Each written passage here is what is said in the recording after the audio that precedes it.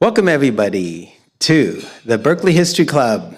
I think this is, all right, I hear some clapping. Yay, all right. I think this might be our 10th meeting. The goal of the Berkeley History Club is to build community and have fun talking about history. So if you come here for that purpose, you've come to the right place. Let's see. And we also want to say welcome to our friends on Zoom or on YouTube. Greetings. Let's see. 4C, 5C, 5A. I would like to thank Berkeley Fellowship of Unitarian Universalists for allowing us to use the facilities here tonight. The Unitarian religion is a very interesting religion. It's a religion without a creed. So if you walk up to a Unitarian and you say, "So what is it that you guys believe anyhow? What's up with the Unitarians?" And their answer would be, "I don't know," because they don't have a set religion. Unitarians encourage people to believe what they believe, and we don't put any kind of pressure to get people to change about their belief system. So it's pretty cool. Tonight, I want to thank Brett Torres for bringing us some nice music before we started, and Paul Nordine for running all the AV equipment, making this whole thing happen on Zoom and YouTube, and also to thank everyone who came out tonight. If you would like to make any donations to help us pay for everything, there's a basket over there on the piano. And without further ado, we'll get started. So tonight we're going to start off hearing about the early days of Barabbas and how he came from an itinerant trader, just a kid wandering around from town to town with his dad in the trading business, to ending up a high priest in Jerusalem. Seems like a fantastical story. We're going to hear from Margaret Hurlbert, Hank Pellissier, Gillian Finn, Artis DeLu, and we might even hear from Brett Torres himself. So thanks everyone for coming tonight. So the early days of Barabbas. So if you remember, the story of Barabbas is that on Friday, the morning that Jesus went to the cross, on that day, the governor of the country, Pontius Pilate, let go. He set free Barabbas. And Barabbas was a rebel. He had fought the night before in an insurrection, and he was arrested with other rebels, and so Pontius Pilate let him go free. Eventually, he ends up, if you heard the last video, you'll know that we talked about how eventually Barabbas ends up in Jerusalem, and he marries this woman that's rich. The woman bribes the king to make Barabbas, the high priest. And as high priest, Barabbas sets up a public school system. He was only there for a year, but he set up a public school system for the whole country, for children everywhere, so they can go to school. And so to me, when I kind of figured this out, I'm like, this is fantastical. It's like I can hardly, it makes me laugh just thinking about it, that our guy Barabbas ends up being the high priest right there, the totally seemingly ridiculous claim, and then he starts a public school system. So we're going to talk about how this all could have happened. Let's see.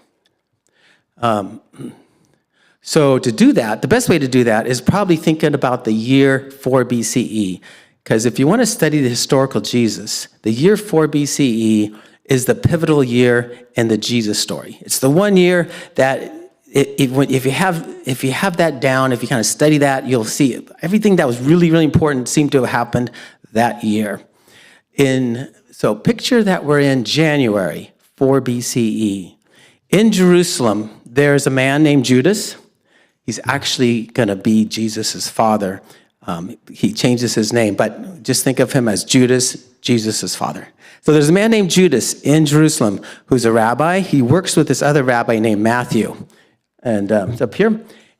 So they're working in Jerusalem. They are called by the historian Josephus, especially Judas, called intelligent, great scholars. Both of them are great scholars. They're so good at teaching that people come from the whole country to hear them speak. they probably had the most recognizable faces in the country because of their popularity. And Judas, an interesting thing about Judas, he was really invested in having young people learn. He loved to work with young people and seeing them learn. That was a major thing in his life. So, exactly, thank you. February 4 BCE, the rumor comes out of the royal court that King Herod is sick and about to die. Judas encourages Matthew and the rest of the students to attack a golden eagle, a replica of an eagle that had been mounted above the main entrance to the temple. The golden eagle, the eagle represented Roman power and Roman gods, and it was a sacrilegious thing to have there. So he encourages his students and his partner in the work that they're doing to attack that thing. They knock it down, and Matthew and 40 students get arrested. Matthew gets burned alive at the stake. Judas escapes and goes back to his hometown of Sepphoris. Let's take a look at the map.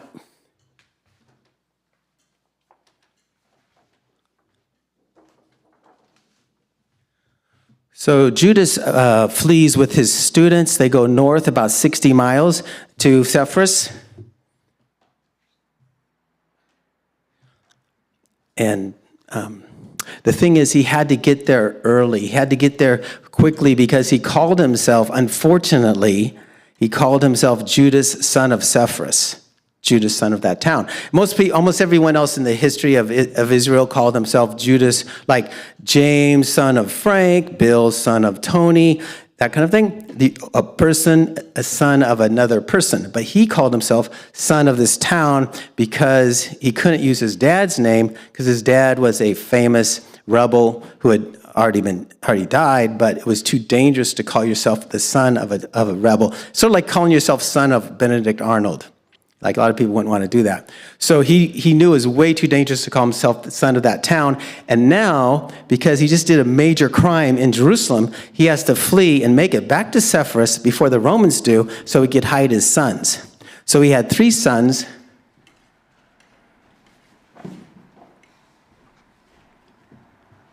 I'll just hold this up for now. On the far left, he has 3 sons, Jair, James, and Simon. So he had to go hide those sons before the Romans got there, because what the Romans would do is if they couldn't find you, if you're a criminal and they couldn't find you, they would grab your family and hold them hostage until you turned yourself in. And the Romans weren't messing around. They were known to kill children in front of their parents. So you had to hide your children if you're a rebel. So what he does is he takes his 2 youngest sons, James and Simon, along with 2 trusted friends and their families, and they all move off to Bethsaida. And they go into the fishing business, and here you'll see a little picture of a boat.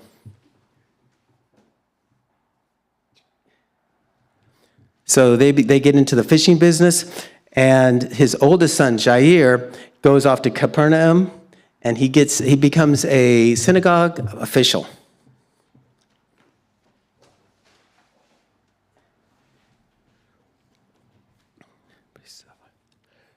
So, let's see, March 4 BCE, King Herod dies. And the whole country breaks out into revolt against Roman power and against the Herod royal court. In Sepphoris, Judas and his students organize a militia. They plunder the palace. They take over the armory. They organize their militia to eventually take over all of Galilee. Now, Galilee was up in the north section. That's Galilee. And then down in the south was Judea. So they take over Galilee. The Romans march down from Syria up north with their legions, and they retake Galilee, recapture the capital city of Sepphoris, which is the capital city of Galilee. And there's a fire that breaks out and burns down about 1/3 of the houses. So like 600 houses are destroyed by this fire. And everyone captured in the city is sold off into slavery. So nobody in Sepphoris would recognize Judas anymore. So the Romans then march further south. They retake the rest of the countries, and they bring the whole country back under the control of the Romans. So Judas has to do something. He has to hide, and his supporters need to hide also. So most of his supporters moved to the east of Bethsaida.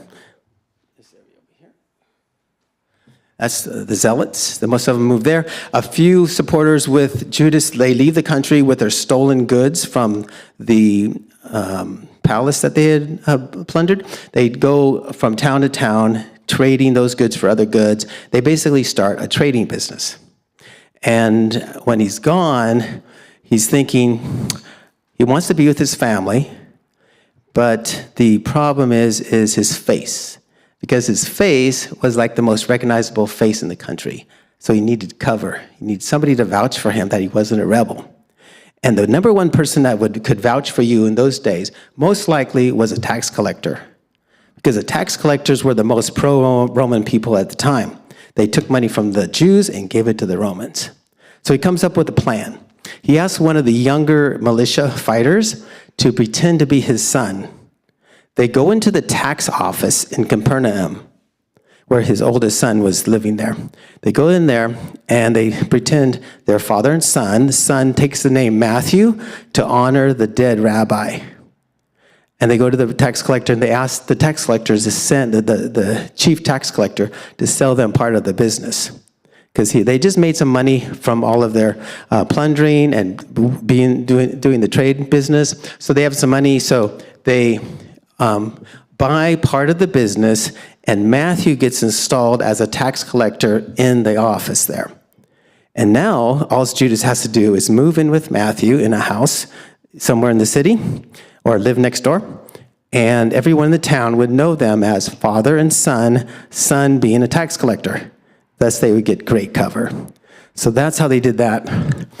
And after some time, the rest of the Zealots, his supporters, had a problem with making money.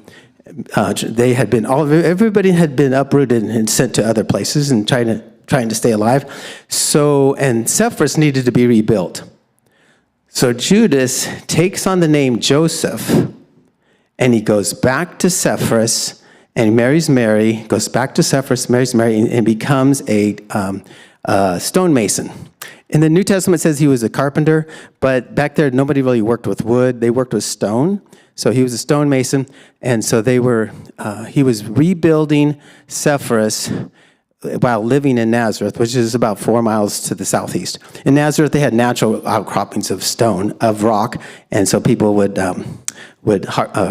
quarry those and sell those, and then he would have his business there. So let's take a look at the names of the family that was created in Nazareth.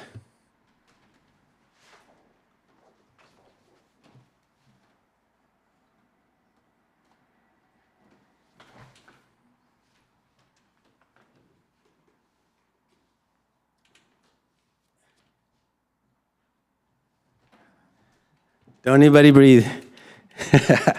Okay, so in Nazareth, Joseph, there he takes on the name Joseph. So if you remember the movie The Fugitive, every time the fugitive moved to another town, not the movie, but a TV series back in the 70s or 80s, whenever he moved to a new town, he always picked a new name. And that's what fugitives do, because they have to hide their identity, right? So he takes on the name Joseph, marries Mary, and he has those children in that order. Jesus of Nazareth, Judas, James, Joseph. Joseph and Joseph is the same name, and then Simon. So if you look on the far left, you'll see his first family. The first family had the names Jair, James, Simon. His second family in Nazareth has the names like I just read. And then back in Capernaum, when he's as a tax collector, he takes on the name Trader, because he started this trade business, so that's why he calls himself Trader. And there, we don't know his wife's name, but there he gets married, has two sons at least, and some daughters probably. And there, his first son, youngest son, is named Jesus also. Jesus Barabbas, Jesus, son of the rabbi, and Menahem. And then there's, of course, Matthew, who's not his son, but pretending to be so. So if you look at the names, you'll notice there's a pattern here. There's a MO. He's duplicating names. And it was because of this thing of him duplicating names, we were able to figure all this stuff out. If he hadn't done this, we probably would never be able to figure this out. So that's what he did. He's duplicating names. Joseph was duplicated, Jesus duplicated, and mostly he's duplicating names from his first life. And to me, it makes sense. If you're a fugitive and you have to go into hiding, you can never call yourself by your old name, and you can't ever use the names of your children anymore because it's too dangerous, and you start a new family, it would make sense that you would reuse those names as a part of, as a rebellious act against the Romans. Let's see. So Barabbas. Let's talk about this guy, Barabbas. So, before we do that, though. So in about 10 years after the revolt, after that war that we talked about 10 years later, the Romans need to raise more money, and so they need to have a tax. And to do the tax, they need a census. So they send soldiers to Judea and Galilee to get everyone to sign up for the census so they can extract taxes from them. And Matthew and his so-called dad, the trader, want to fight against it. So Matthew takes on the name Zadok. And Zadok was famous for one thing. He was the high priest who anointed David the king. And the trader takes on the name Judas again. He goes back to his original name, but he calls himself Judas, son of Gamaliel, and Judas of Galilee. So he actually had two different names. So he's traveling around with this guy, Zadok, who has the name of the high priest, basically sending a signal to everybody. Hey, guess what? Zadok is with me. You remember Zadok, the guy who anointed King David, the most important king? Judas is thinking of himself as the king. And that's where Jesus got the idea that he could have been the Messiah, the king, and also Menahem. Later on, we'll find out about Menahem also acting like the king. So this family was the family of people who believed they were descendants of David, the King David, and they possibly might be the Messiah themselves. So what they do is they have this tax revolt. It fails. The supporters are killed. A lot of them are killed, and the rest of them flee. And Judas and Matthew go back to Capernaum. And now Matthew, they go back to their old names. So they go back to, Trader and Matthew.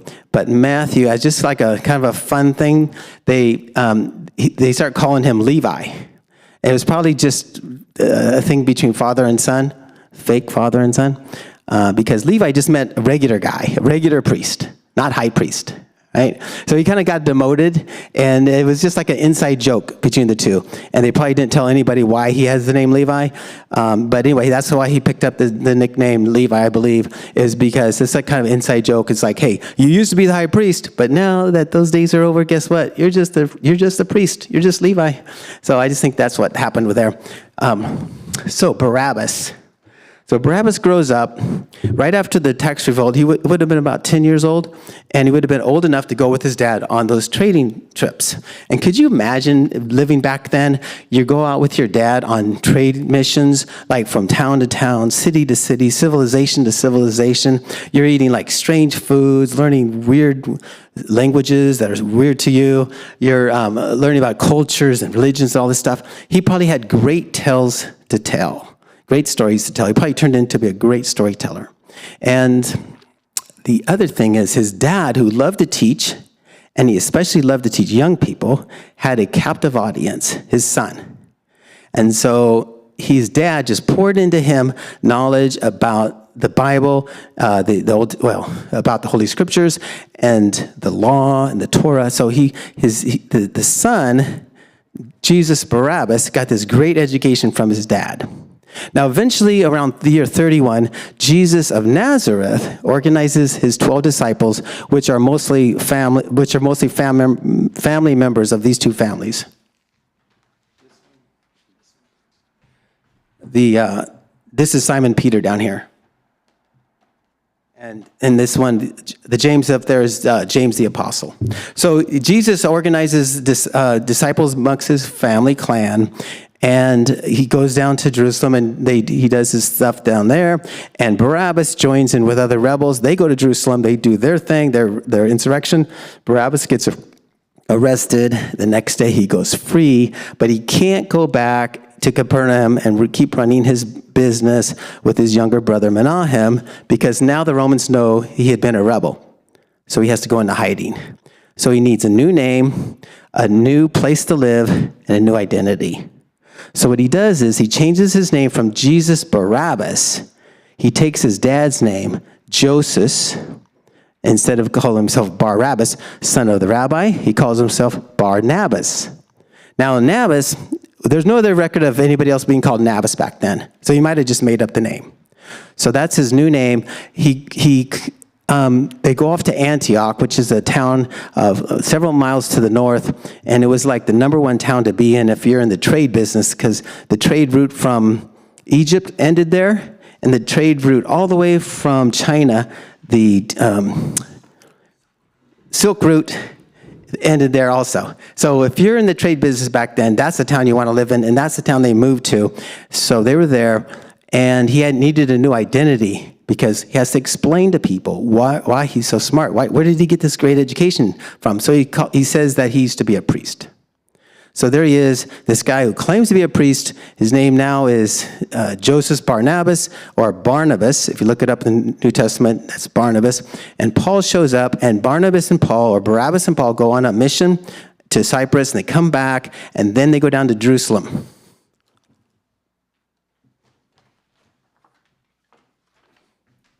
So they go all the way down to Jerusalem, and they live there. And in Jerusalem, by now, Barabbas is wealthy. He's been in the trade business all these years. He's accumulated money, and he sees a lot of the Jesus supporters are poor. So he sells a piece of land and gives all the money to the poor people in his group. And this woman notices these things. This woman, Martha, if you want to read about her, she's in the Talmud. She's a really interesting character. But anyway, she's in the Talmud, and so she notices him. So let's do a little summation of his character, of what we know about him so far. He's wealthy. He's generous. He's educated. He's probably a great storyteller. At least he knows he has great stories to tell from all his life of traveling around. And he calls himself an ex-priest. Now, Martha had been married before. No, sorry. Martha, she had been married before. She was a widow. But she had, her dad had been high priest, and several of her brothers had been high priest. So they get married, and then she bribes the king to make Barabbas, since he had been a priest. She makes Barabbas, she bribes the king. The king makes Barabbas the high priest. And then he was there for 1 year, and in that time, he started the school system because he was just like his dad. He wanted to see young people learn. He was invested in that. So it's like, this to me is like, it's mind-boggling how this thing all kind of fits together like a hand in a glove. So anybody have any questions?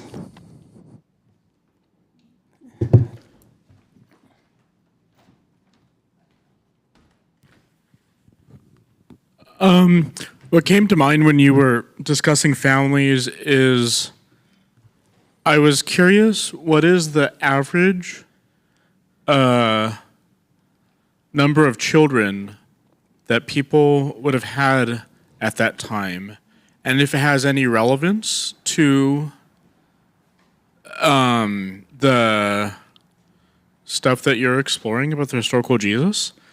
And then the other thing that comes to mind is science is based off of falsification to a large degree. And of course, history is different from science.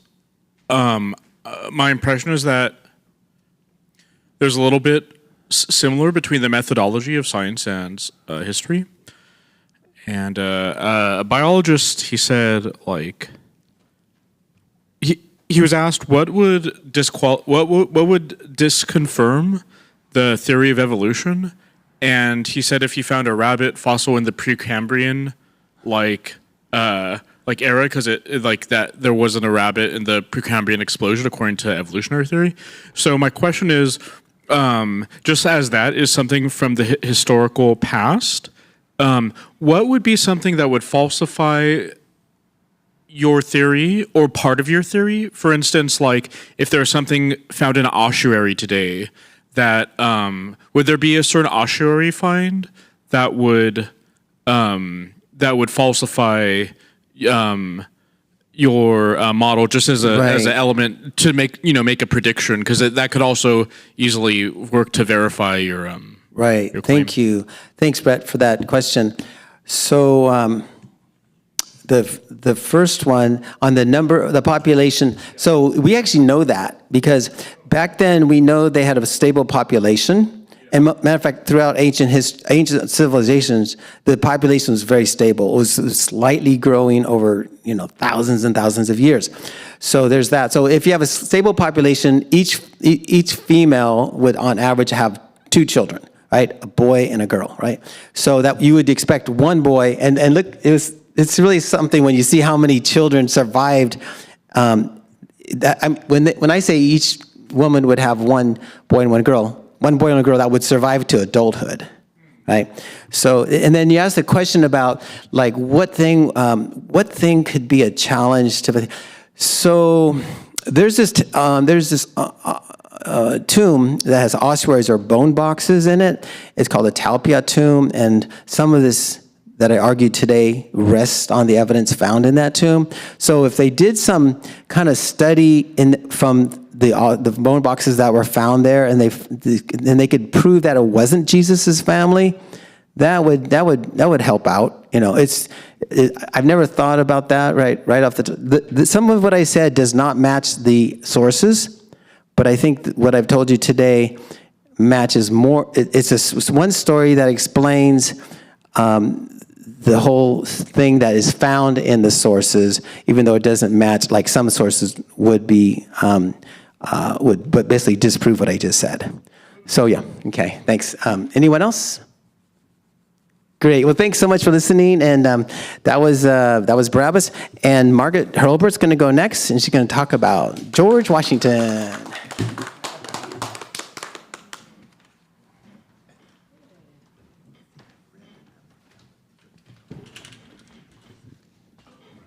Okay. First, I want to give credit to, there's a Professor Joanna Freeman at Yale, and you can get online and see she has a class on the Revolutionary War and what led up to it. And one of her lectures had to do with George Washington, and she tends to explain things about the personalities of the people. We all have this idea of the father of our country, and we don't know anything about him. At least I didn't.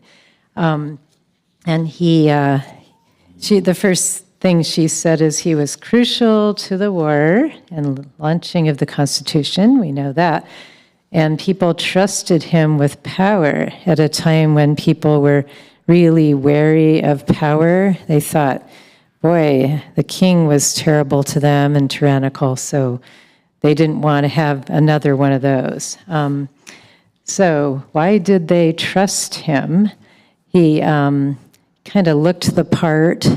He's a big man, big-boned, and he rode a horse well. He was really skilled at horseback riding, which was in Virginia. He was from Virginia. It was a big deal to be a good, skilled horseman. He also liked to dance. I don't know if that made them trust him, but he had a way of being very careful about his reputation. He wanted to be thought, well, he didn't want to scare anyone. Basically, he knew they were all going to be frightened about him. He wanted to, leading the military.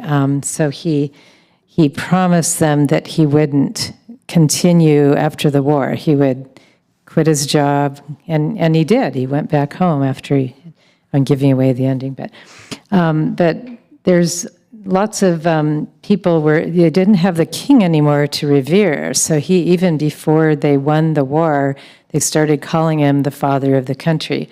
And another thing about him, he he was ambitious, and he wanted to, lead, and he was a good leader, but he also wanted to show that he tried to couch it in terms that he wasn't going to take over. So he'd say things like, well, I don't believe that I have the skills to lead the army, but I will if you insist, and things like that. But he'd show up at a meeting in military garb on the day they were going to decide on the military leader. Hint, hint. But he was, and he was very closed about it. He wouldn't show emotions, his feelings, with his, face. He was very proud of the fact that he kept everything kind of to himself, what he was thinking. And one person said, "Oh, you look like you're ready to go back to Mount Vernon. You're feeling like going there." And he said to them, "No, my countenance never yet betrayed my feelings." So he was very proud of that. He was also in a group. He knew what to say and when to say it and when not to say it. When not to say anything. And he really knew, he read the room. He wasn't well educated, but he was really good politically. He was very smart. And some people who were more learned and had, lots more, like John Adams was kind of irked that he was so popular. And he made a list. He wrote a letter to Benjamin Rush. And he's making fun of even though he wanted him to be the leader, he also kind of was jealous, I think. So he made a list of 10 talents, quote unquote, that made him popular, made George Washington popular. The first one being a handsome face, like, a tall stature, an elegant form, graceful attitudes and movements, a large, imposing fortune derived from inheritance and his wife's estate. Being a Virginian, Adams claimed Virginian geese are all swans in the public's eye. An estate on the Potomac, which attracted visitors from all over the world. A favorable set of anecdotes preceding him. I guess there were things that they retold the story of the French and Indian War, some debacle that happened there, and I don't know about that, but people would support him even though he may have screwed up. The gift of silence. Washington knew when to keep his mouth shut, which Adams esteemed as his, quote, most precious talent, unquote. A great self-command. Though it cost him great exertion, Washington maintained a constant constraint to preserve equanimity. And then aides and staff who concealed his weaknesses. When Washington lost his temper, those around him, induced by love or fear, hid it from the world. Good health, which he preserved through his physical activity and careful management. So even though Adams knew that, he thought he had character and integrity, but he was just sort of being snarky. So one thing also, I don't want to demean Washington or anything, but one thing that stood out in the talk she gave was that even though he had that calm demeanor, once in a while his temper got the better of him. He had a bit of a temper, which at one meeting with his cabinet, somebody brought him a political cartoon that put him down, and he got really mad. He's like, went into a screaming rant and he just, I never wanted to be president anyway, blah, blah, blah, or whatever. So anyway, Jefferson took notes about the rant. People would take notes during the meeting. And in the notes it said, an awkward silence ensued afterwards. Some difficulty in resuming conversation. But anyway, he usually deliberately concealed his emotions. And he was, even though he was, and then the other side of it is he had to be imposing because he is leading the military in the Revolutionary War. He had to impress the British. He had to be, the big, strong guy. But then he also was, he is just a regular person, too. He was, he had all the feelings of anyone else. And everyone thinks, oh, he's this guy on a horse, a statue, or whatever. And he really was just a person. He had more going on than just that. But he was really good at a lot. I mean, he really learned the art, the skill of not, maintaining a balance between being really looking powerful and then saying, well, I'm not going to take over. I'm not going to keep my job once we finish the war. And then when he did finally turn in his resignation slip at the end of the war, the King of England said, before that happened, the King of England said, oh, he would be, if he does do that, he didn't think he would be the greatest man in the world. And it was the most famous thing he did was resigning his commission at the end of the war. It was surprising, and it went around the world that this happened. It wasn't like he was just, he wasn't just talking the talk. He was actually meant it, and it'd be nice if we had a president like that now. Okay.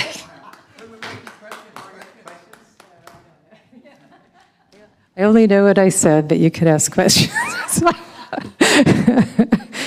I think I read someplace that he was really, really rich and a good businessman, and that one reason he was chosen to lead the army was that he was the only person who had enough money to pay the soldiers. Do you know if that's true or not? See, I don't know.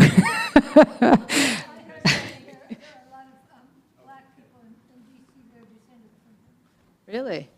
Oh, lots of black people, and he had slave cabins, and he got a cold there.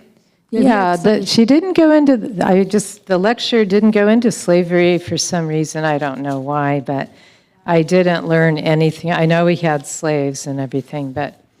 No, I was just going to say all our founding fathers, right? Had that original sin, really. Yeah. But, right. And grappled, right, with the ambivalence of what they put in the Constitution and how they were living, yeah. Yeah.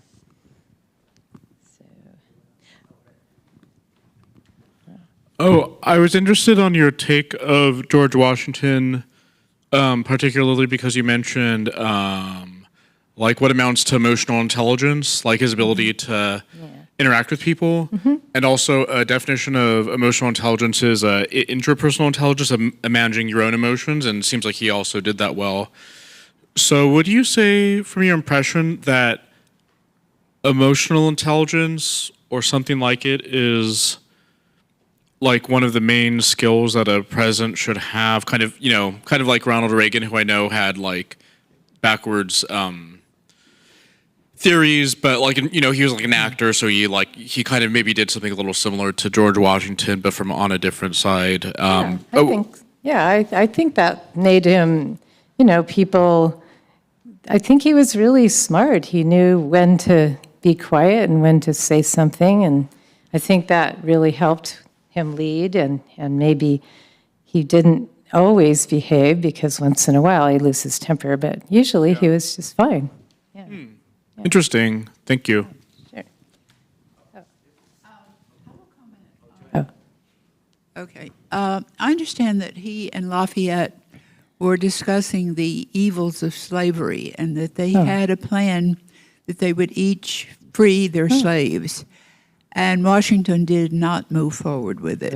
Is that correct? Well, like I say, I only know a little bit about him.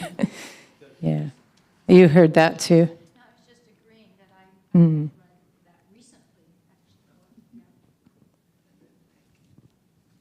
recently. His teeth. I heard that he had really bad teeth, and that they were made of wood.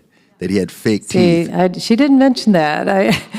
Jillian is saying yes. Breath, he really had wooden teeth. Wow. I heard that they were made of teeth from enslaved people. I did hear that, I think, once.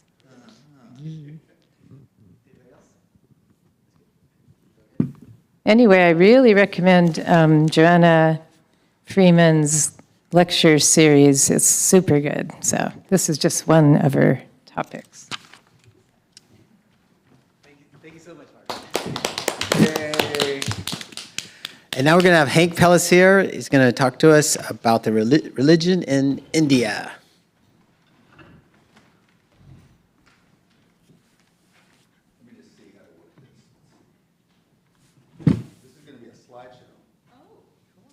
Yeah.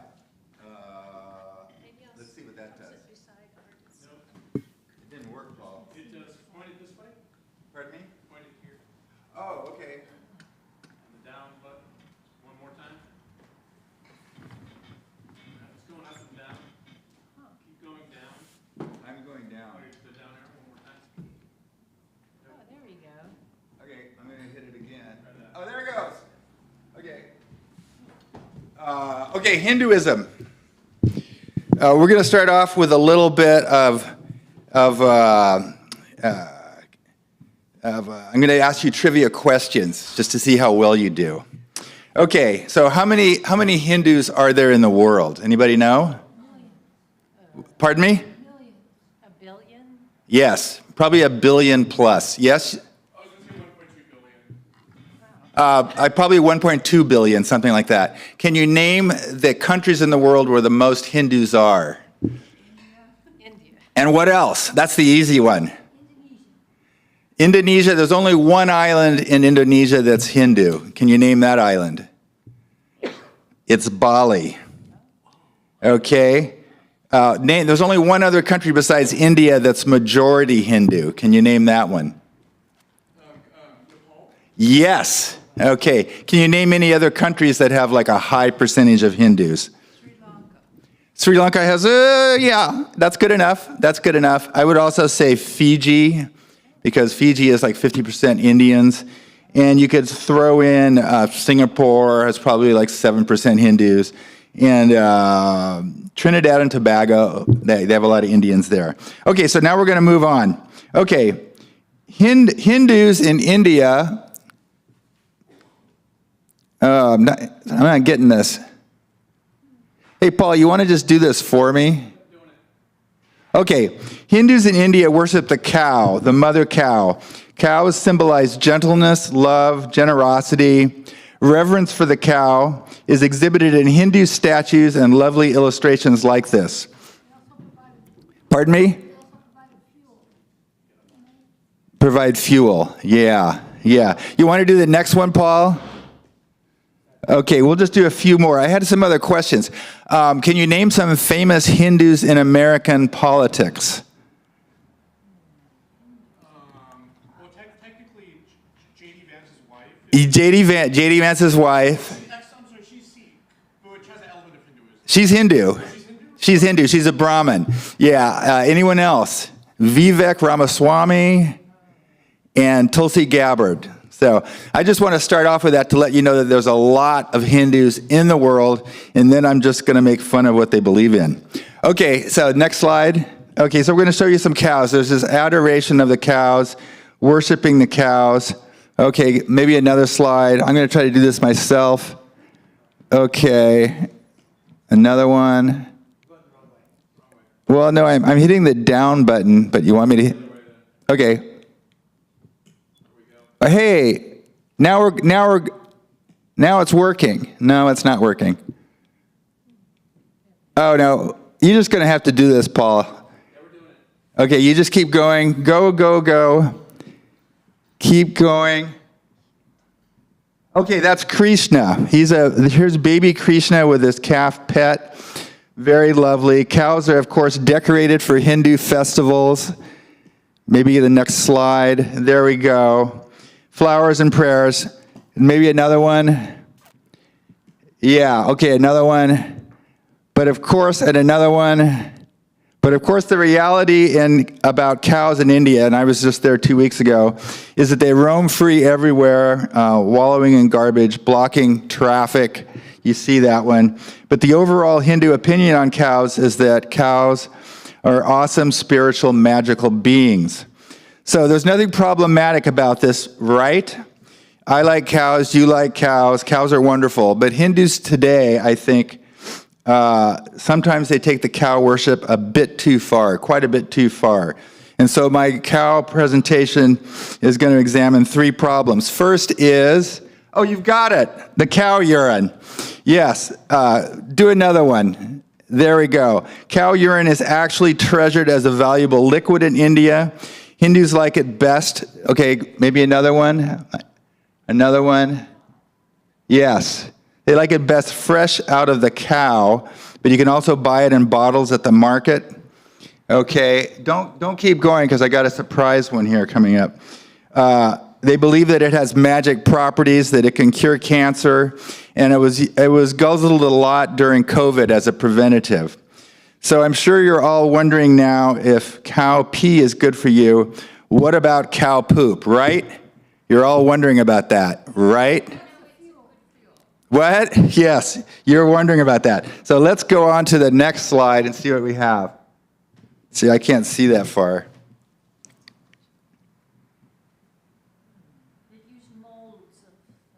Okay, go to the next slide there. Yes, this is a festival in a village in India where they throw a lot of cow manure at each other and they kind of party with it. Let's go on to the next one. Let's see what that is. What are they doing there? Oh, that's another party picture. Let's go on to the next one. So they have the same thing that they had with the cow pee, that they believe that it can prevent COVID and other diseases. Let's go on to the next one.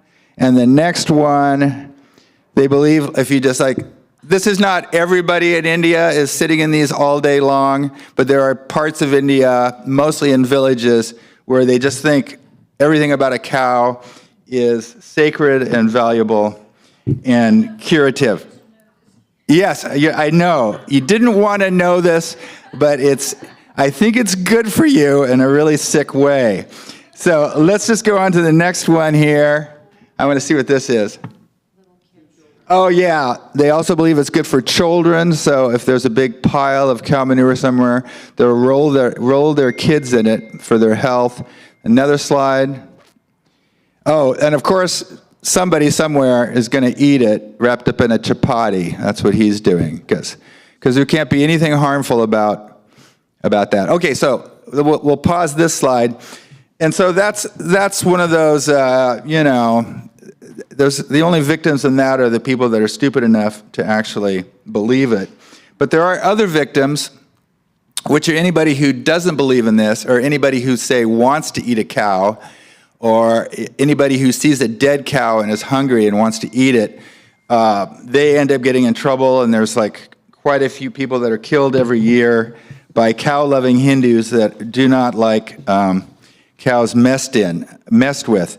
So cow slaughter, there are many Hindus in India that want to ban cow slaughter, and there's cow protection vigilante groups, and this is there's a whole Hindu nationalism going on in India now, the Hindutva of Modi and his BJP party. Okay, so let's go on to the next slide. I'm not sure what that is. Oh, that's a cow vigilante group. They're running around looking mainly for Muslims. Muslims don't have the same cow reverence, and so they often get accused of maybe secretly eating a cow or killing a cow, and so then they're sort of genocided. Okay, next slide. I can't actually see what that is, but let's go to the next one. Man allegedly lynched by cow vigilantes. Okay, and next.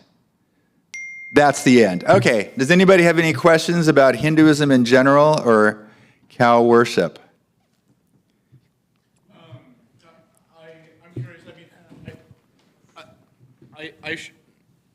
I should say that I'm like a kind of like half Hindu, half Buddhist, but I'm kind of like a liberal Hindu, and so I think it's good to criticize retrograde things of the past in Hinduism. Yeah. And I really don't like pseudoscience, and the drinking of the urine to cure COVID is pseudoscience. I think there's something in some countries in Africa of having sex with a virgin can cure of AIDS or something like that. Yeah. It is what comes to mind. Sex with pygmy women too. Oh, that's another one. Interesting. Yeah. I didn't know that. Yeah, now you do.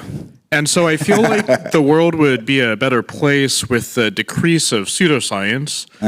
My theory of pseudoscience is basically unconsciouses make conscious people believe in pseudoscientific things that unconsciouses do not believe are actually true.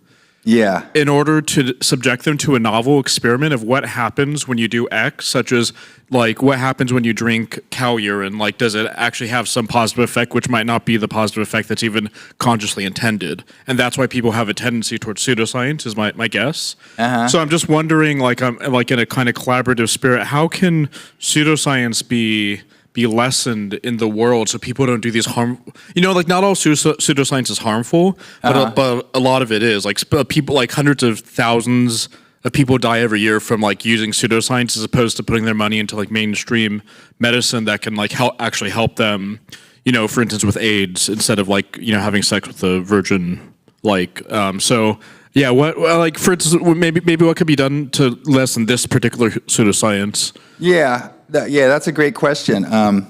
So my nonprofit has been working in Africa for 12 years and probably India for about 6.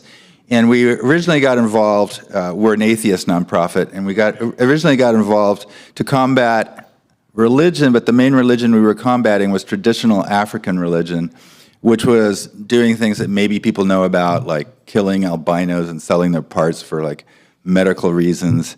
And we had an orphanage, and we lost an orphan boy because he was killed and his genitals were cut off, and they were put into the foundation of a building in the capital of Uganda because there's a belief that if you don't have the blood of a child in your mortar, the building will fall down. So there's all kinds of really horrific, non-scientific beliefs. And I think what's kind of interesting is one of the things we've paid money for and raised money for is to teach critical thinking, which is basically just reasoning and logic. And it's kind of interesting because I think we take critical thinking for granted. That we think about things like, has this practice worked before?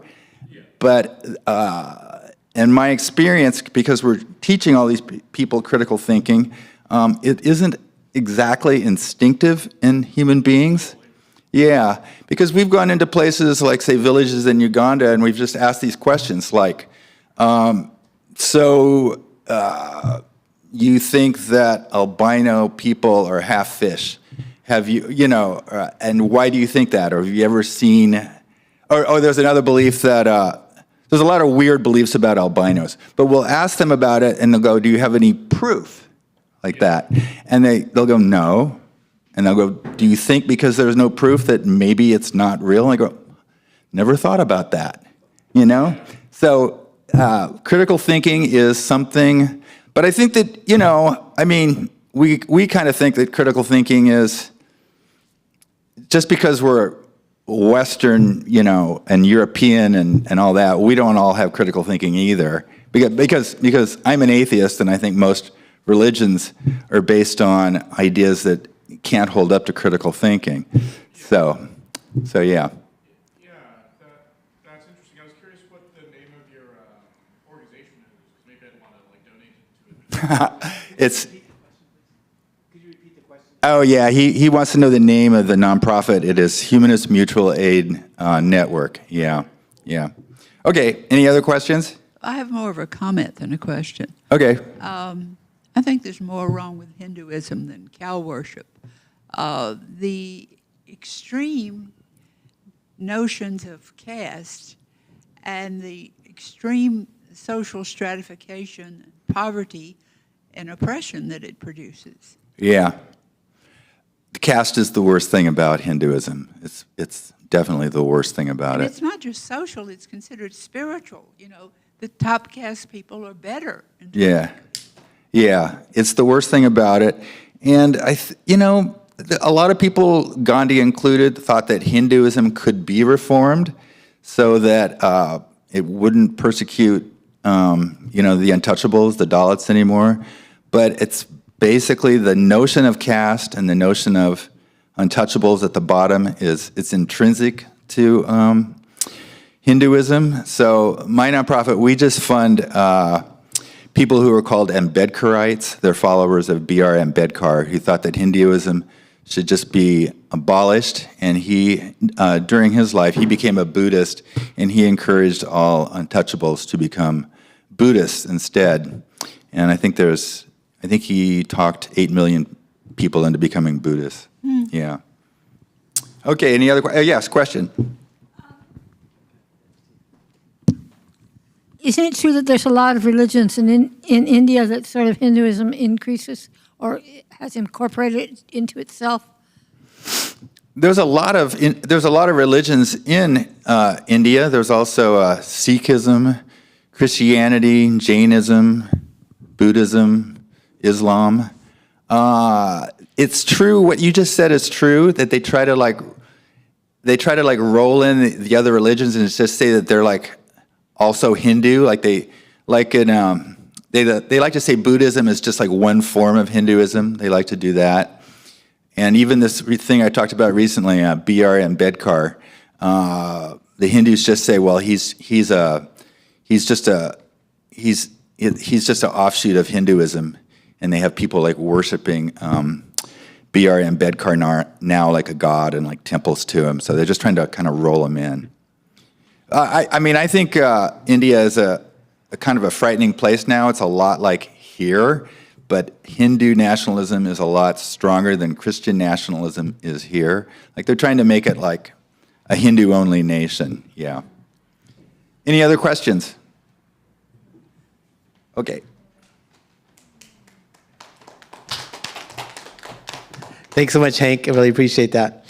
Jillian Finn is going to come up and give us some words about Africa. Thank you, Jillian.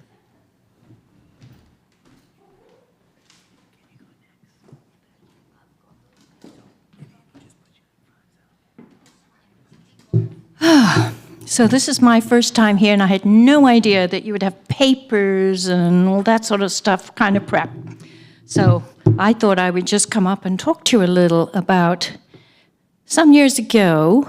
I was taking college classes when I lived in Ohio, and I was at the College of Worcester, and I was in a history class. Always loved history. Now, as many of you know, I grew up in Africa, in what was Rhodesia and is now Zimbabwe.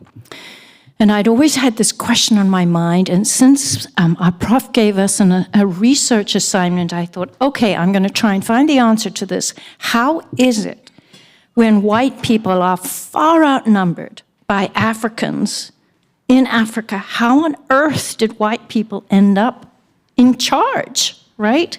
What were the power dynamics? So I'm just briefly going to describe in very broad detail a few things that stuck out to me. I'm not going to give you a comprehensive history of Africa, just the conclusions I came to at the end of it, sort of points of inflection where I thought, that made a difference, okay?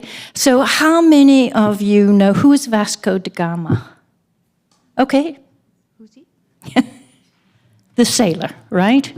So let's say that the story begins at Cape Town, right?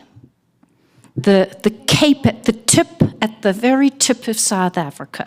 Okay, and it's because the Dutch East India Company discovered that, right, on one of their journeys. And they set up a little trading post there. They needed a place where people could get water and maybe fish, et cetera, right? So that's where it all started. The Dutch that came there, and you can imagine they have this little trading post.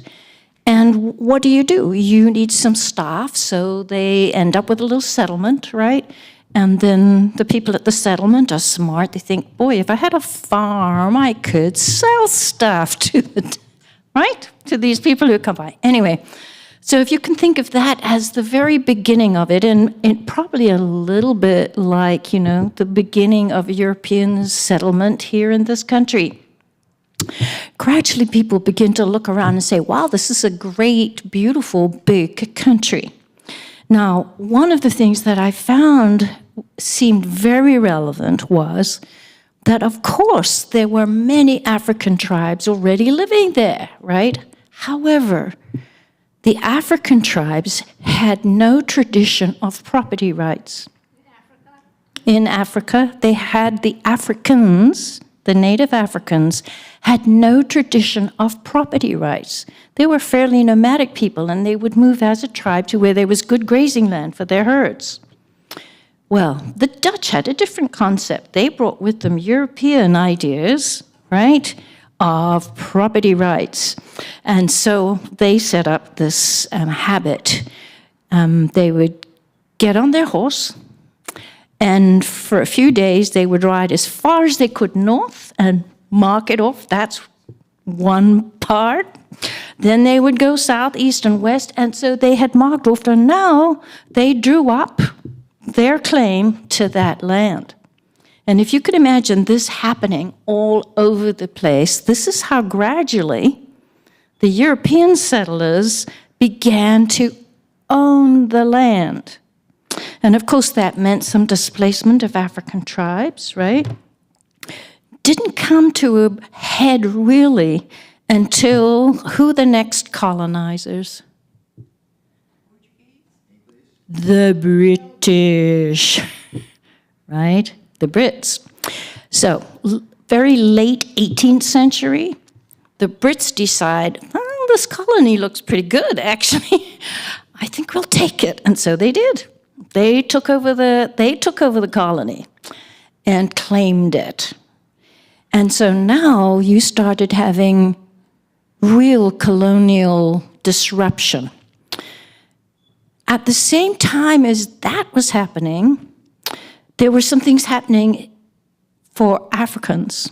You've probably all heard of Shaka Zulu, right?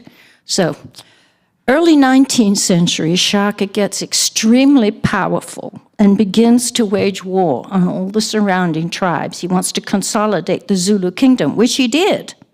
However, the downside of that was it left a lot of people really displaced and weakened because of all the battles that had happened.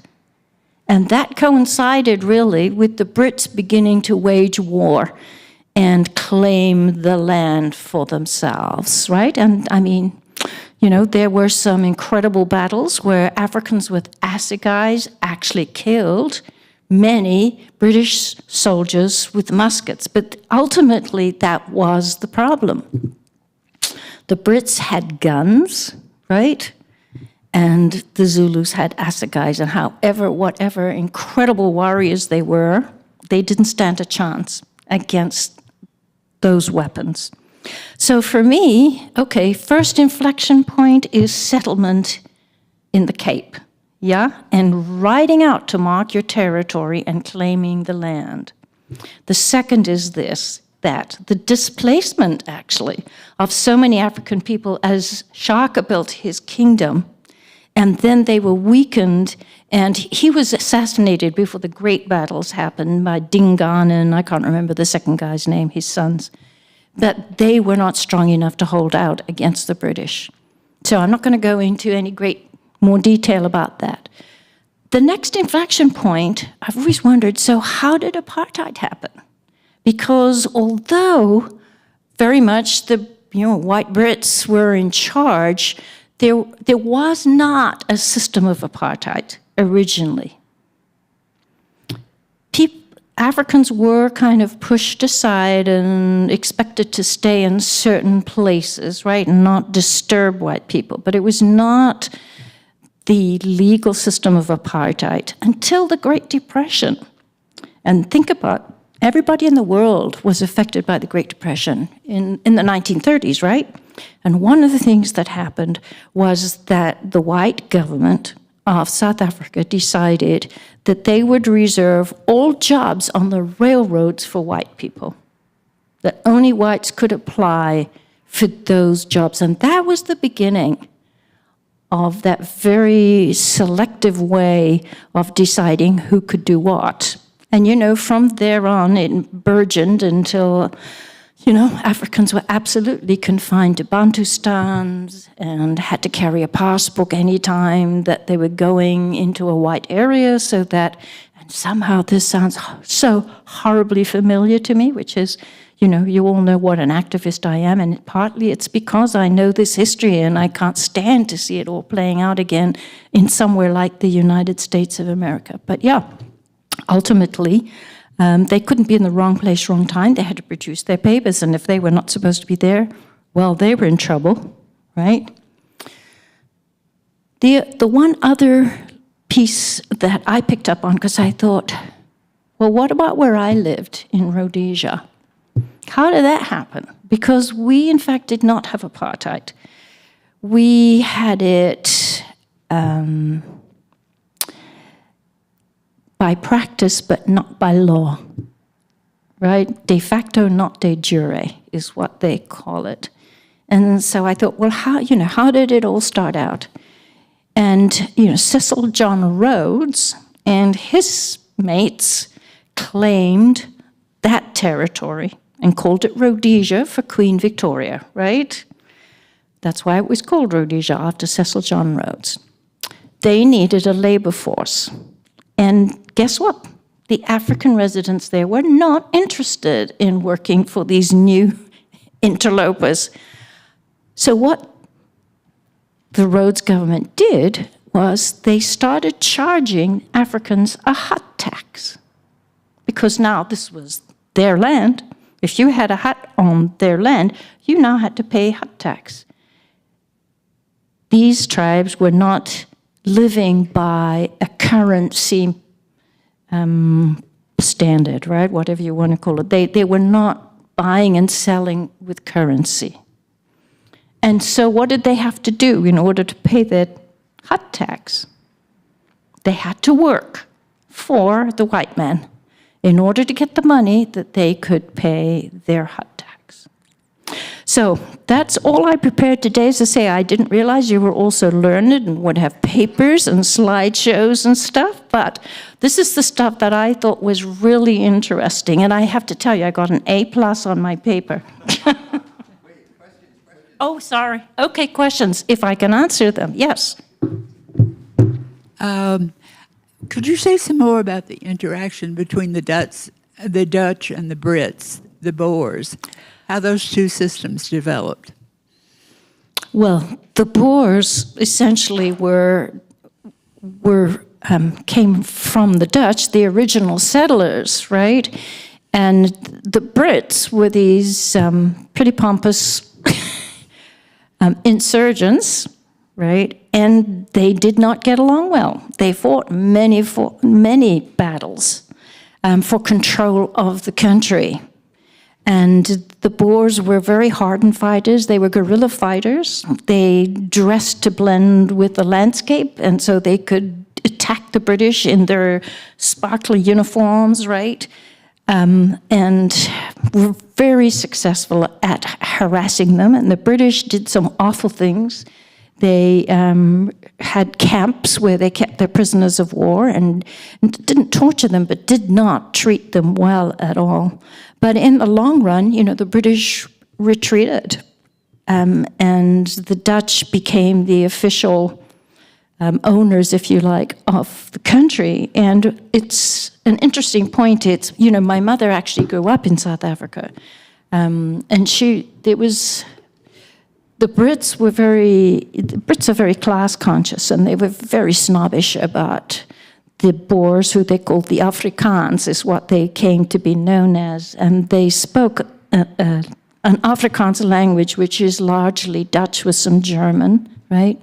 Anyway, so my mom was British, South African, if you like, and my dad was an Englishman who was in the RAF during World War II and got posted to South Africa on leave, blah, blah, blah, blah. They met, married, and all of that kind of stuff. I was actually born in England because, like many World War brides, right? My mom went to England to join my dad, couldn't handle it. England was bombed out and freezing cold and on rations. So they wanted to go back to Africa, but they decided they really could not go back to South Africa because by now it was changing to become the Republic of South Africa with an apartheid system and with Afrikaans as the official language. And my mother did not speak Afrikaans.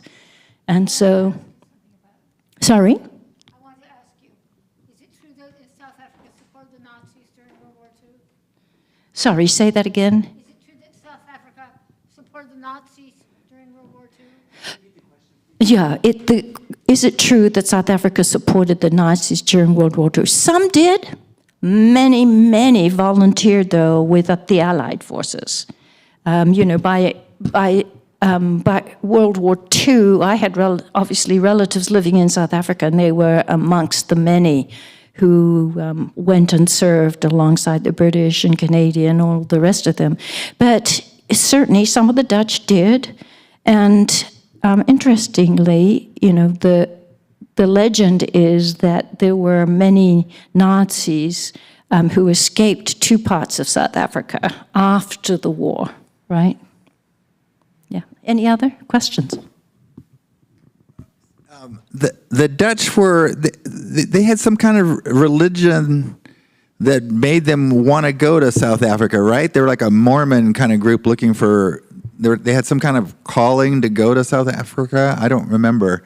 Do you know, I never heard that, but I know that their religion used to say that they saw African people as an inferior race, not really fully human. That they shall be the drawers of water and the hewers of wood was what they said. That was to be their role in life. And,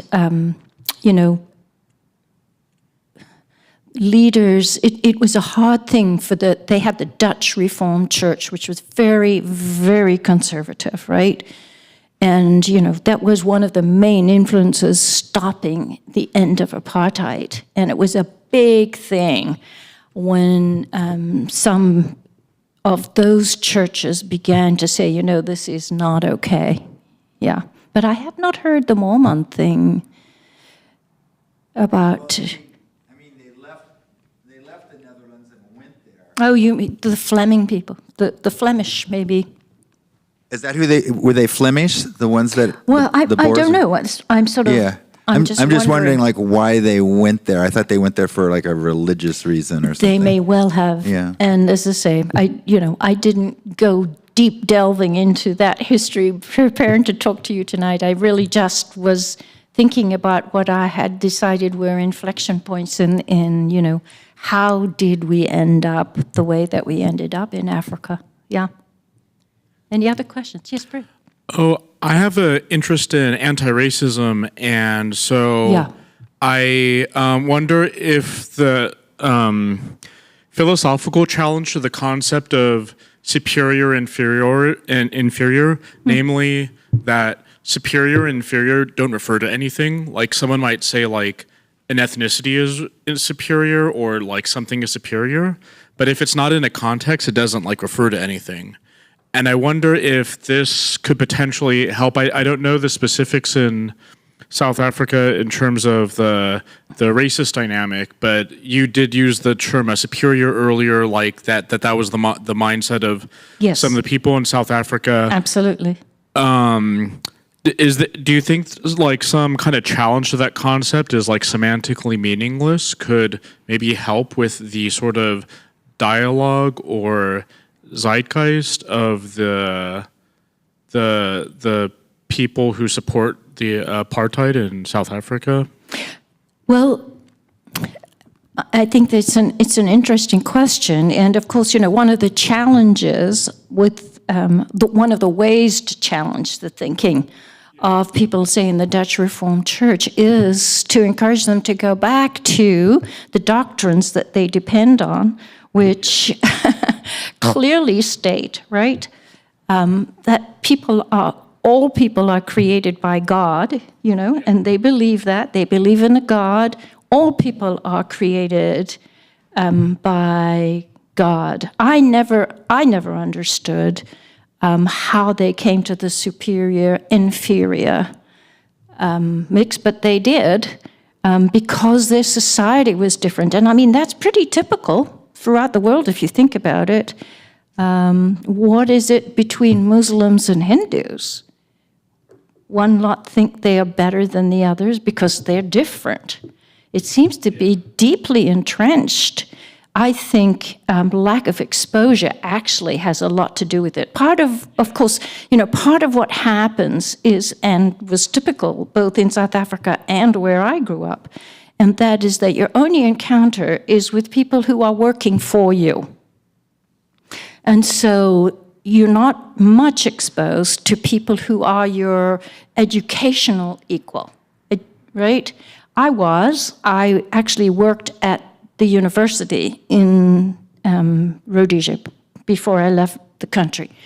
And so for me, that was absolutely great because I met many Africans who had all been educated in England, though. That England was promoting the intelligentsia. But for the Dutch, they wouldn't have encountered black lawyers. Most of them would never encounter anybody beyond their farmhand, right? Or somebody working on the railroad tracks or something like that. And I think a lot of times people form their impression of other people just depending on their exposure to them. I mean, why are people in the southern states so furious about woke? Probably because they're not exposed to the variety and diversity that we all are. Yeah, as you see, that's a good point. Thank you for. Okay? Okay. What's your question? Oh, I know that a lot of colonizing takes place when the colonizers align themselves with groups that hate that don't get along with the ruling group. Okay, for an example would be like Cortez when he went to Mexico. All these other tribes didn't like the Aztecs, so he aligned with them and conquered the Aztecs. And when the English conquered India, India wasn't like a one nation thing. It was actually 500 different, different little municipalities. So did that happen in South Africa as well? You talked about the Zulu, but did the British play off different tribes against each other? Well, to some extent, yes. They were sort of easy prey because of what had happened internally. Yeah. They were disorganized. And that made it easy for the British. You can trade with some and fight with some. Yeah. Thank you so much, Julian. So now we're going to have Artist Baloo is going to come and give us some information about St. Francis. So we're going to set that up. Thank you.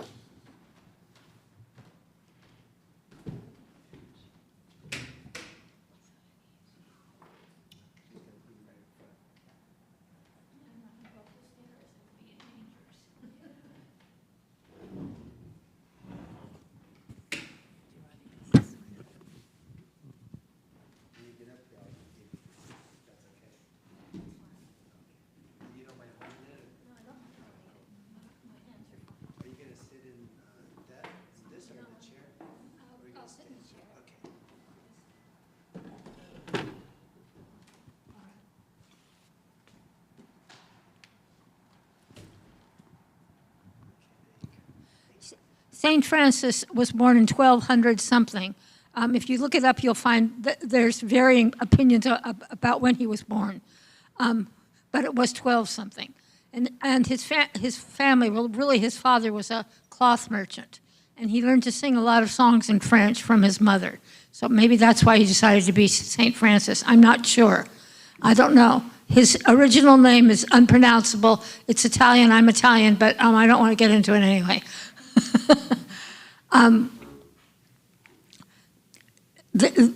Italy didn't become a country for a long time, and Venice and Sicily and a lot of other places were always fighting each other all the time.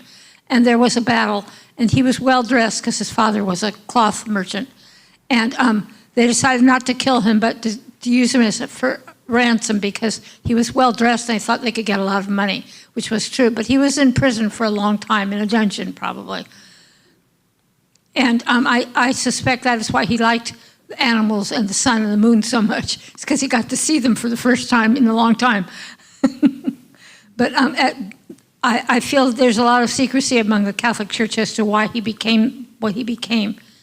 And he died at the age of 44.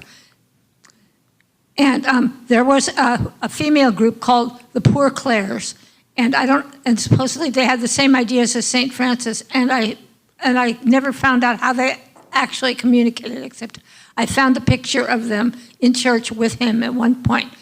And it was a horrible picture, but women didn't have it too well in the Middle Ages in Europe, so I have a feeling the Poor Clares had it pretty good. And St. Francis had, things on his hands, what stigmata. He was one of the first people that had stigmata. So a lot of poor people, I'm sorry, I don't see why it's so good to have all these scratches on your hands. But he did, and he died of some sort of disease or something at the age of 44. And one of the more interesting things about him is that he realized he got this revelation he was supposed to reform the Catholic Church. And many people have gotten this revelation. And so he decided to make money, so he sold all his clothes and the horse and everything else to help the Catholic Church, but his father didn't approve, and his father took him to the bishop. And at this point, it's in the movie, I haven't seen the movie, he takes all his clothes off and says, I don't need anything. And the bishop said, pay your father back, and here is some clothes. And he gave him this gown, this crummy gown. And that's what he wore for the rest of his life, which wasn't that long. And I have a feeling there is more to the story of St. Francis, but it's hard to find out on the internet. Anyhow, does anyone have any questions?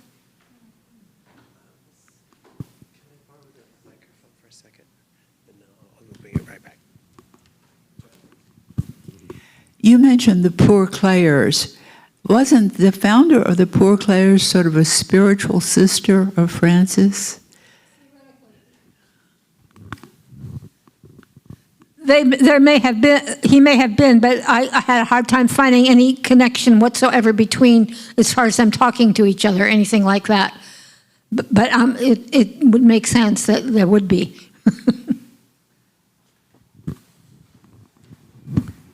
Yeah, I think the Poor Clares were founded by Saint Clare, who was a really close friend of Saint Francis of Assisi, and in fact, I think they spent a lot of time together, and there were rumors, I think, that maybe they were not just friends, more than friends. And I just wanted to talk about stigmata a little bit. Stigmata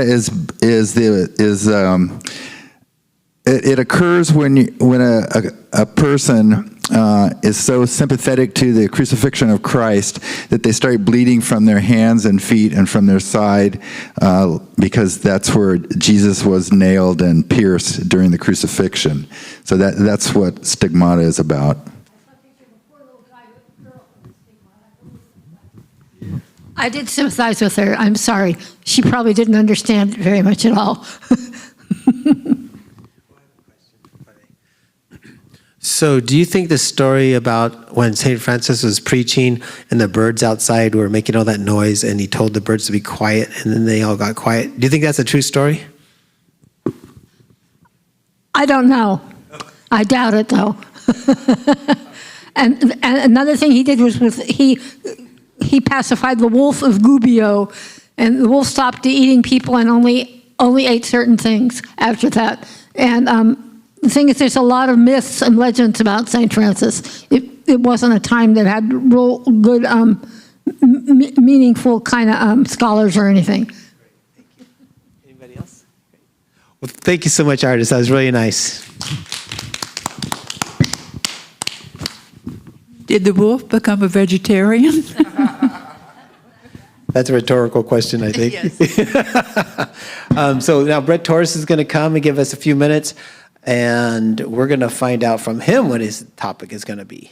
So thank you very much. Wolves will eat rats. Oh, okay. Would not mind too much.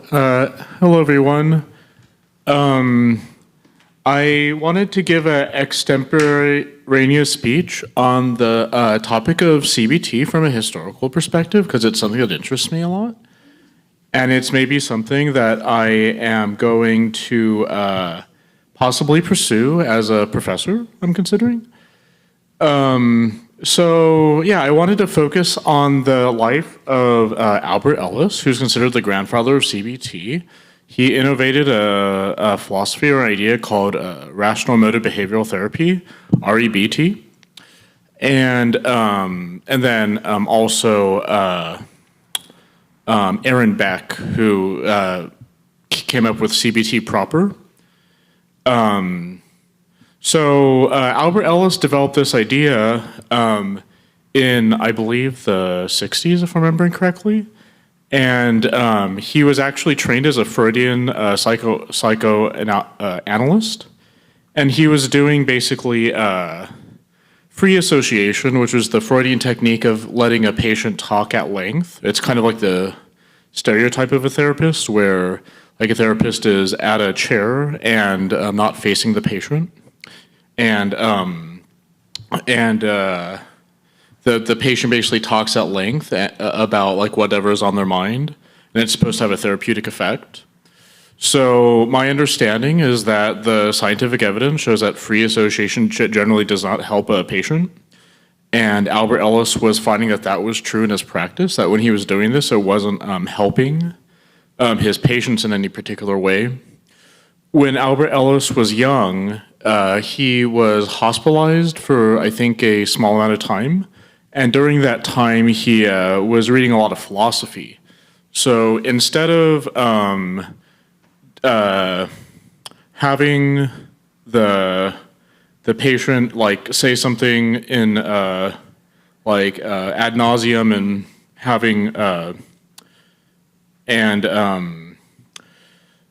just like sitting there passively, what he thought instead is that the therapist should be active and actively challenge the cognitions that are negative for someone. And there is a concept in philosophy by Hume called the is-ought argument, which basically goes, just because something is a certain way doesn't mean something ought to be a certain way. So I think that this is helpful. The example that comes to mind that Hume records is that there was like a pastor saying, it was something like, look at this landscape, it's so beautiful, therefore we ought to believe in Christianity. It was something like that. And then Hume said, like, just because like the Grand Canyon is beautiful doesn't mean like we ought to, or like this landscape is beautiful doesn't mean that we ought to believe in anything. Like basically the ought is separate from the is. So my senses from Albert Ellis is that he was inspired by this idea from Hume to basically challenge should statements that are irrational. So for instance, someone might think like, I ought to feel tremendous anxiety when I am on my wedding day, for instance. So this might be a thought that flashes in people's minds quickly. And Albert Ellis basically said, if you have this idea about anxiety, you should challenge it in a consistent and persistent way. You should keep on challenging this idea that I ought to feel anxiety, I ought to feel anxiety, I ought to feel anxiety, by basically saying, this is irrational, this is irrational, this is irrational, and do it many times over. And when he did this with patients, he seemed to have a better outcome than the Freudian free association idea. So I think that is interesting. He's considered one of the three most influential therapists of the in the 20th century, along with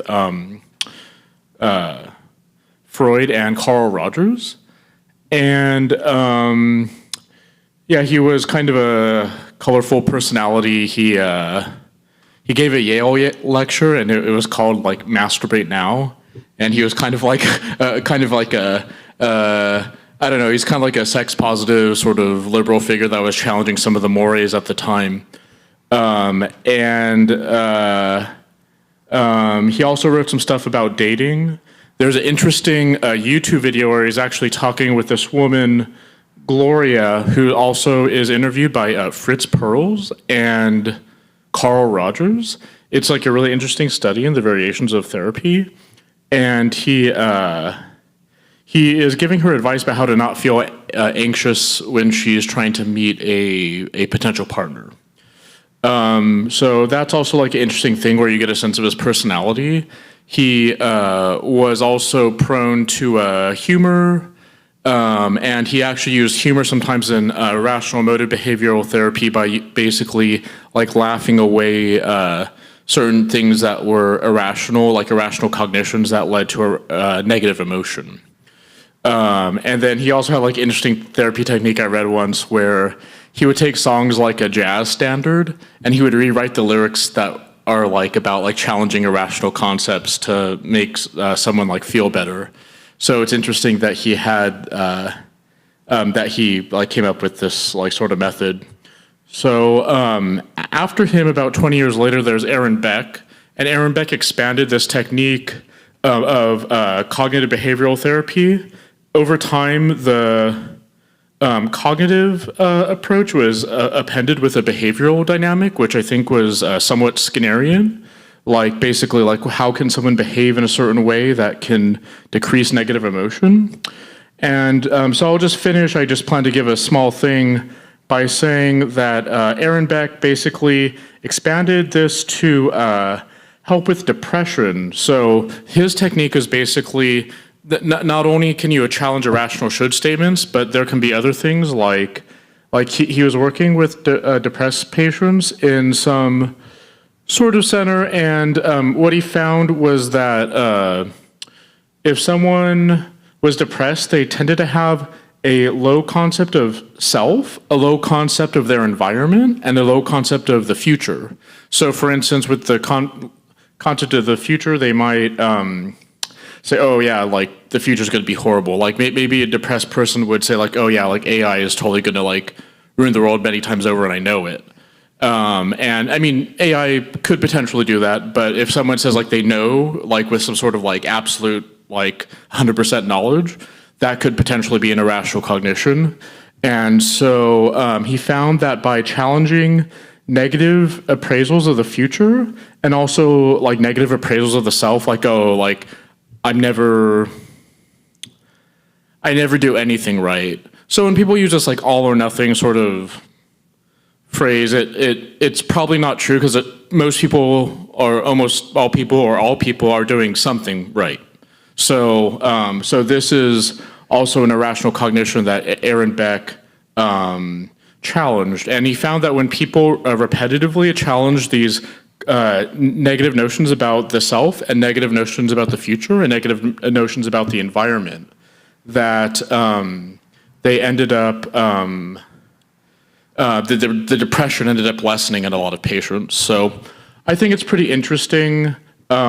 Hinduism was mentioned earlier, and I guess I feel like CBT could arguably be considered commensurate with like Buddhism, because Buddhism sometimes, which is like a dharmic religion that derives from Hinduism, has an element of challenging negative cognitions. Like the Buddha talks about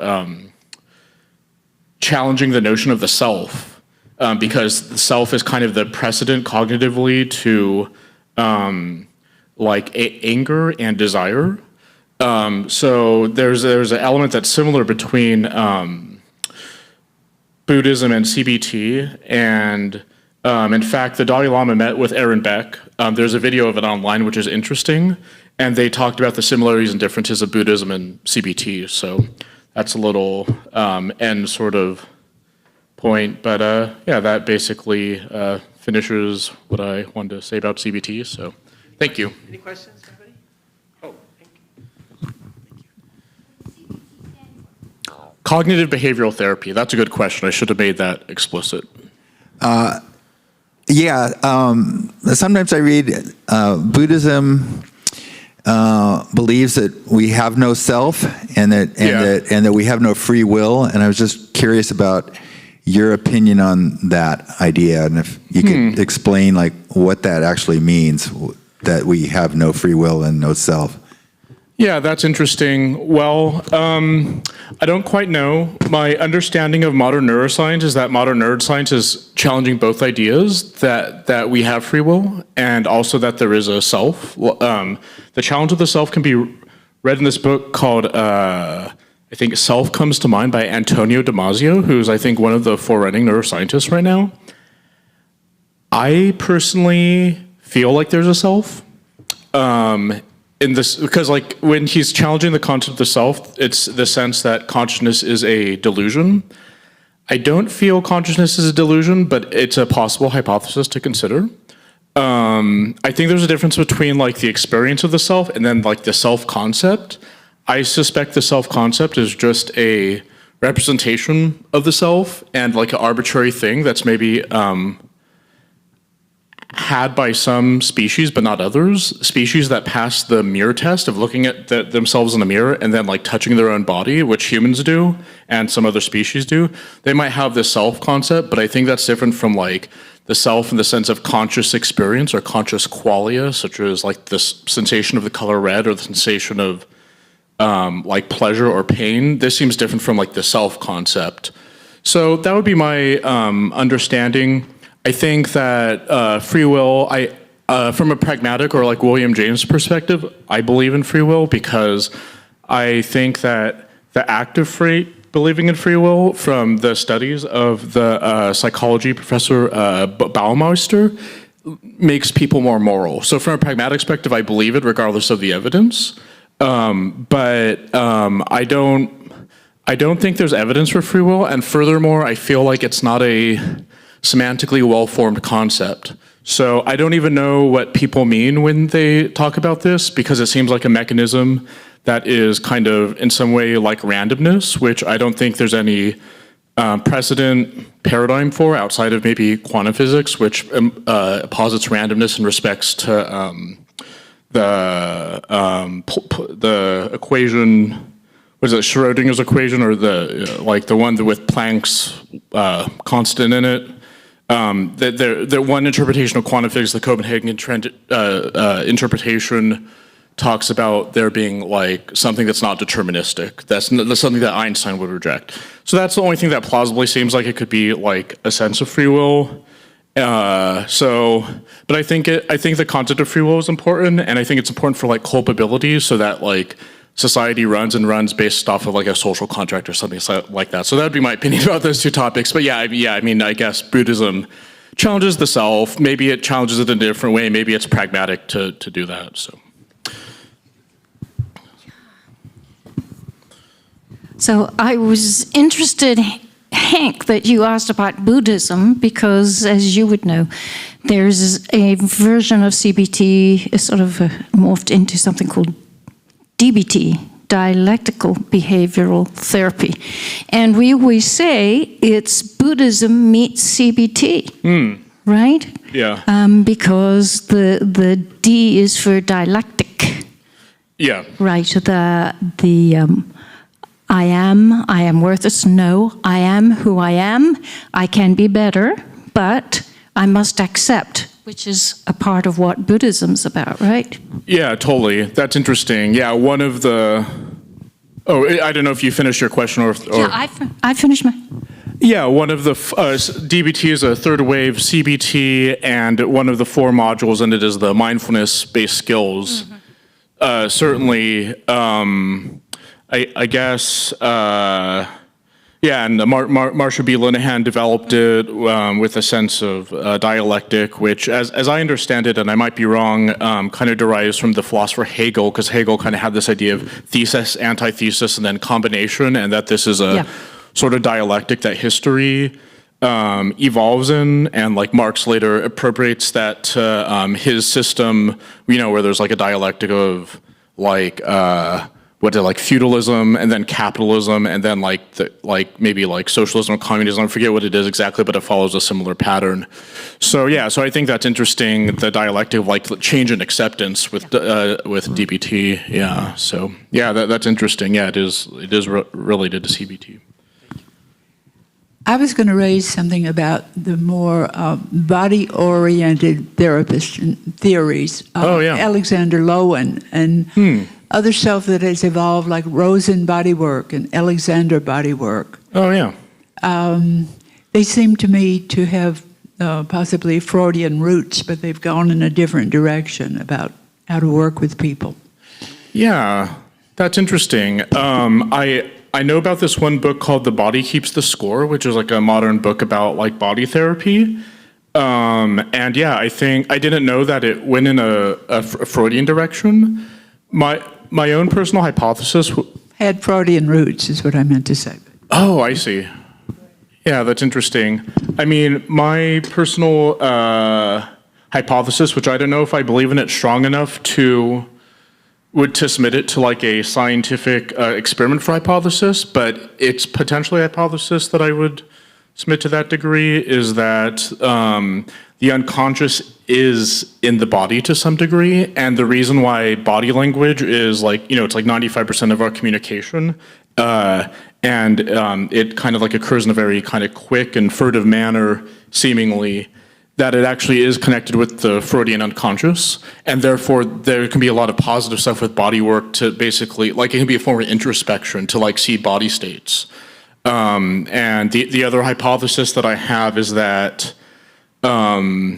emotions might have first been a experience of the body, and that they might have evolved and changed in some way to become like internal representations of like social situations such as social embarrassment and something like that. Because the way evolution works is that something will be there and then it will be improved upon, such as like a half wing that allows like a species to glide, turning into the full wings that allows them to not only glide but fly. Like I think the Archaeopteryx is a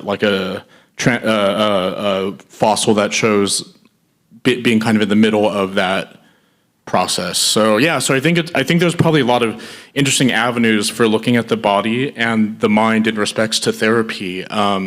Would you mind telling me a little bit about the first technique you mentioned? I'm just kind of curious because I don't know about it myself and I want to learn. Okay. I think I'll actually focus on what's going on in my current life. Okay. I see a Rosen body worker. Marion Rosen sort of developed her way of working with people in this area. And there are a few people around who actually studied with her. So Rosen work, it can be actually a group exercise or it can be individual work. And the practitioner is hands-on with the client. And the client will say something, and the practitioner notices what's happening in the body. Yeah. And sometimes challenges, you're stuck in your head on that, or, you're not connecting with your feet or whatever. Yeah. Alexander work grew out of an actor named Franz Alexander who lost his voice. Oh, I and see. in terms of working on himself and bringing his voice back, he learned how to work with other people. These two techniques are somewhat similar, somewhat related. I see. That's interesting. Yeah, I just want to say really quickly, because it just comes to mind, the Buddhist leader Ajahn Chah, he said like Westerners can be really good with science, but sometimes they don't know their feet. And I feel like it relates to that, because I think like self-awareness of body states can like be helpful, which like meditation can bring on. So yeah, that's interesting. I would like to look up more about the technique that you mentioned. Thank you. I appreciate it.